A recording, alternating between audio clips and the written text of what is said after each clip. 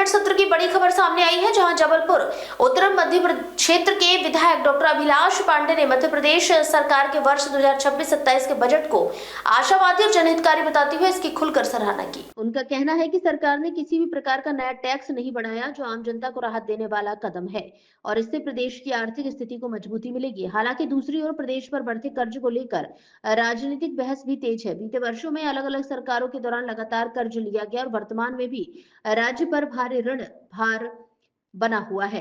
Budget की बात करें तो लाडली बहना योजना का प्रावधान करीब 28% बढ़ाकर 23,882 करोड़ रुपए कर दिया गया है।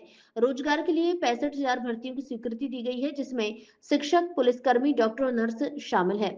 कृषि क्षेत्र को 1.15 लाख करोड़ रुपए का प्रावधान किया गया है। 41 लाख किसानों को 0% ब्याज पर ऋण और बिजली सब्सिडी के लिए 20,450 करोड़ रुपए रखे गए हैं। वहीं सरकार ने 300 करोड़ का नया जेट और 180 करोड़ का हेलीकॉप्टर खरीदने का भी प्रावधान किया है।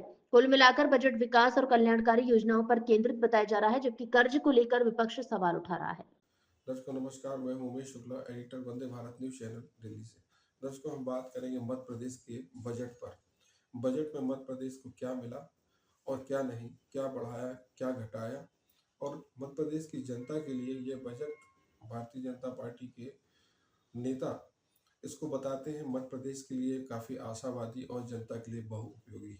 ये कैसे है, इस पर भी हम बात करेंगे और हम आपको ये भी सुनवाने वाले हैं कि अ, जबलपुर के उत्तर मध्य विधानसभा क्षेत्र के विधायक डॉक्टर अभिलाष पांडे ने बजट के तारीफ में काफ़ी कसीदे पढ़े और पुल बांधे हैं और बजट को बहुउपयोगी बताया है मध्य प्रदेश के विकास के लिए।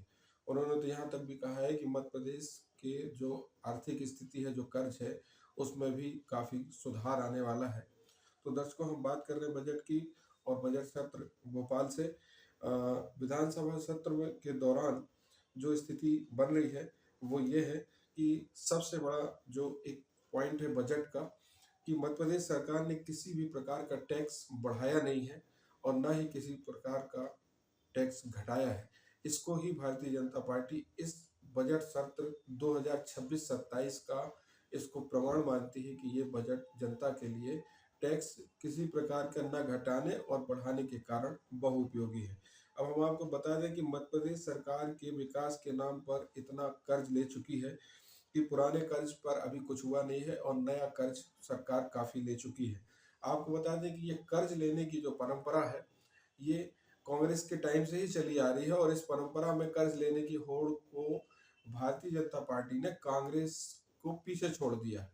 इसमें कांग्रेस ने जो कर्ज लिया, कर्ज पर ही मध्य प्रदेश सरकार सौंपी थी भारतीय जनता पार्टी को। उसके बाद 4 बार शिवराज सिंह मुख्यमंत्री थे, तो उन्होंने भी काफी कर्ज लिया और वैसा ही कर्ज छोड़ा था कमलनाथ सरकार के लिए, जब बीच में भारतीय जनता पार्टी हार गई और उसमें 18 महीने कमलनाथ सरकार थी, तो कमलनाथ सरकार भी उसी रास्ते पर चली और कर्ज लिया।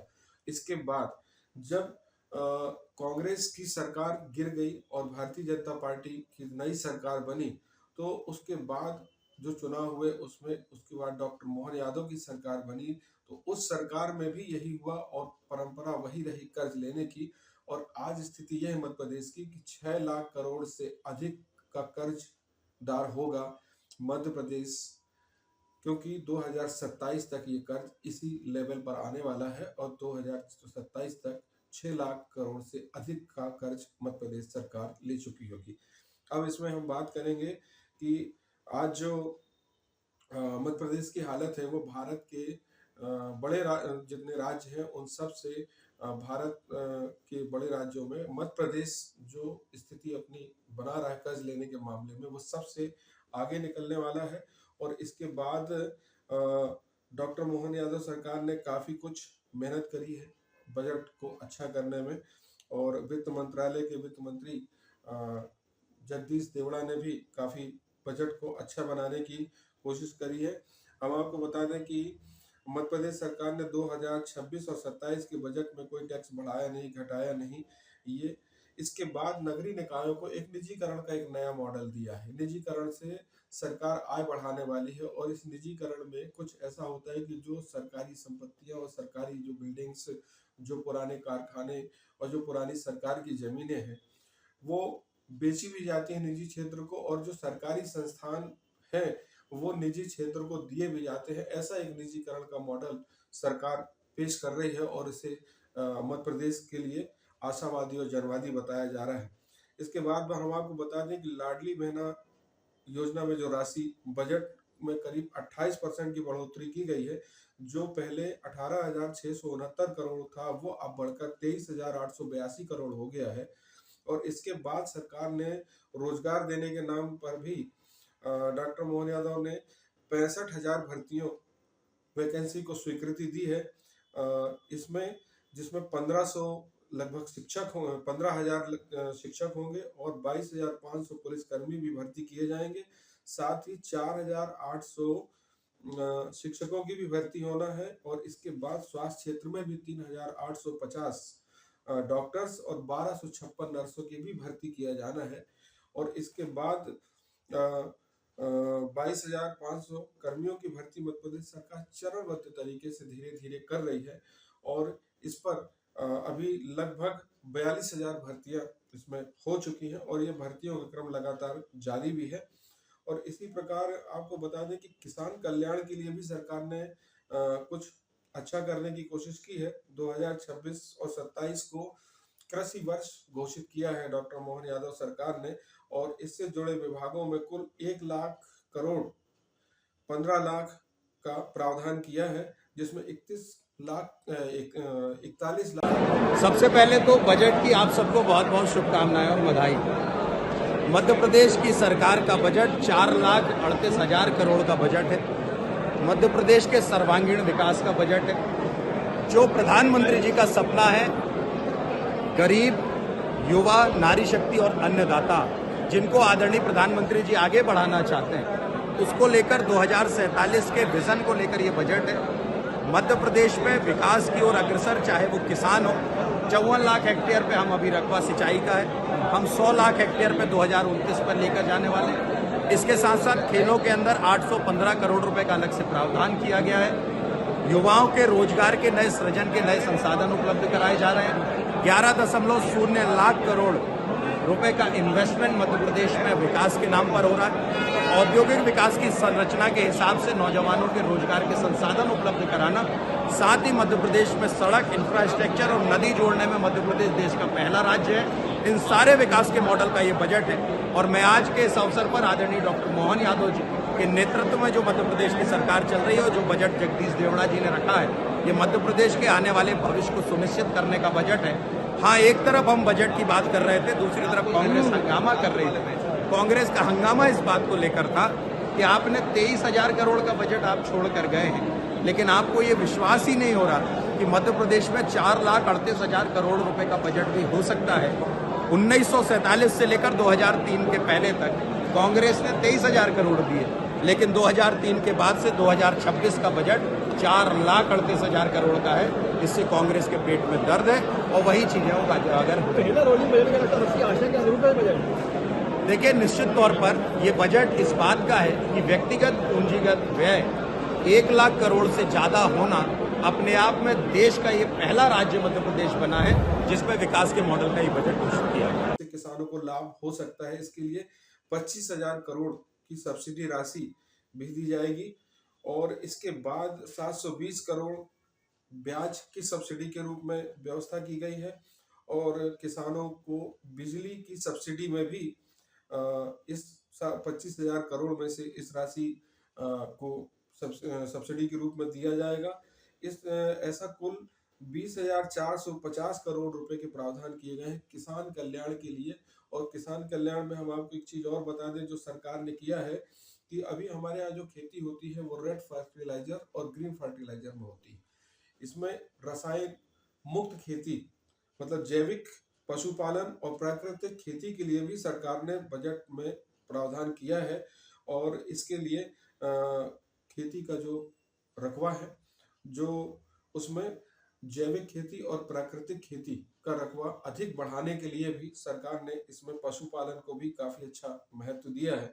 और इसके बाद आपको बता दें, सरकार अब नया 300 करोड़ रुपए का एक जेट और 180 करोड़ रुपए का हेलीकॉप्टर भी खरीदने वाली है। सरकार ने इसके लिए भी अपने इस 2026-27 के बजट में प्रावधान किया है। इसके साथ ही इसका संचालनालय, विमान संचालनालय की योजना के लिए एक नया मद खोलते हुए 8 लाख टोकन राशि देकर इस नए मद का भी प्रावधान किया गया है।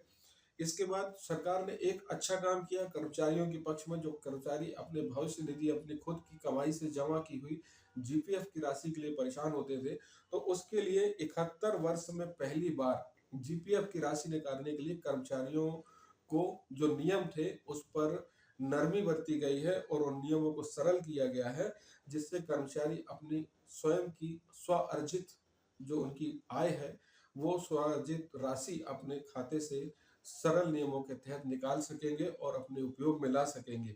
इस प्रकार से दर्शकों, जो मध्य प्रदेश की मोहन सरकार ने बजट जो पेश किया है वो उसमें थोड़ा सा जो प्रावधान जैविक खेती और जैविक खेती के साथ में प्राकृतिक खेती को जो उन्होंने महत्व दिया है और 65,000 भर्तियां जो बनाई है वो भी एक मॉडल हो सकता है मध्य प्रदेश सरकार को कर्ज के उबारने में काम आए। पर ऐसा होता इसलिए नहीं दिख रहा है क्योंकि आज जो कर्ज की स्थिति है वो बिल्कुल साफ दिख रहा है कि अभी हम 5 लाख करोड़ से ऊपर के कर्जदार हैं और मध्य प्रदेश का प्रत्येक व्यक्ति आज कर्जदार है और 2027 तक ये कर्ज की राशि 6 लाख करोड़ से अधिक होने वाली है। ये भी है क्योंकि ये भी दिख रहा है क्योंकि जो सरकार ने टैक्स और बाकी चीज़ों में जो बढ़ोतरी नहीं करी है, तो इससे जो सरकार की आय का एक रास्ता है, सरकार को टैक्स से ही आय होती और वो आय सरकार ने कहीं टैक्स बढ़ाए नहीं, तो सरकार को आय होगी कहाँ से? ये एक विषय जो सरकार के बजट में है वो देखने का है कि इसमें आय सरकार को कैसे होगी, क्योंकि इसमें सरकार ने किसानों को भी सब्सिडी, बिजली में सब्सिडी देने की बात करी है, किसानों को ब्याज मुक्त लोन देने की बात करी है और साथ में प्राकृतिक खेती की बात करी। इन सब में बजट में जाने वाला है, इससे आने वाला कहीं से नहीं है कोई रास्ता जहां से सरकार को आय दिखे। साथ ही उन्होंने 5,000 करोड़ रुपए का एक नया प्रावधान किया है, द्वारिका योजना लाए हैं, जो मध्य प्रदेश सरकार वार्डों को साफ, स्वच्छ और सुंदर बनाने के लिए हमारी आबो हवा और स्वास्थ्य को ध्यान में रखते हुए एक द्वारिका योजना से वार्डों की साफ सफाई निश्चित की जाएगी और पैरामीटर्स उस पर लाए जाएंगे स्वच्छता के। तो वो एक द्वारका योजना में भी 5,000 करोड़ रुपए सरकार ने प्रावधान किया है। साथ ही मैं आपको बता दें कि बच्चों के लिए सरकार ने सोचा है फिर से, और उसमें यशोदा योजना, दुग्ध योजना सरकार लाई है और उसके लिए भी कुछ प्रावधान किए हैं सरकार ने। 8वीं तक के बच्चों को मुफ्त दूध स्कूलों में दिया जाएगा जो बच्चे 8वीं तक शिक्षा ले रहे हैं। तो ऐसी स्थिति में सरकार का जो ये बजट है इसमें आय का रास्ता तो बहुत कम नजर आ रहा है, लेकिन जाने का रास्ता सबसे अधिक नजर आ रहा है। ऐसी स्थिति में सरकार कैसे बजट में आय अपनी बढ़ा पाएगी, और ये एक बात बिल्कुल तय है कि ये बजट बढ़ करके अगले वित्तीय वर्ष में सरकार 6 लाख से अधिक करोड़ की कर्जदार होगी और मध्य प्रदेश का प्रत्येक व्यक्ति कर्ज के नीचे आज भी है और कांग्रेस के टाइम पे भी था और भारतीय जनता पार्टी की सरकार के टाइम पे भी रहेगा। ये साफ रास्ते दिख रहे हैं। दर्शकों नमस्कार, मैं Umesh Shukla, editor Vande Bharat news channel, Delhi.